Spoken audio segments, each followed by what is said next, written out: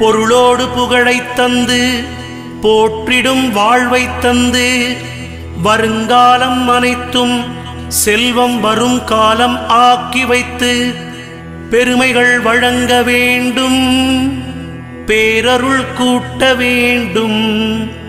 அருள்மிகு குருவே உன்னை அடிபணிந்து வணங்குகின்றேன். வருடம் ஓர் ராசி வீதம் வட்டமாய் சுழன்று வந்தே தருகிற பலனை நாங்கள் தங்கமாய் ஏற்றுக்கொள்வோம். வருகிற நாட்களெல்லாம் வசந்தமாய் மாறுதற்கே அருள் தரும் உனது பார்வை அனுதினம் எமக்கு வேண்டும். குருவே நீ பார்த்தால் போதும் கோடியாய் நன்மை சேரும்.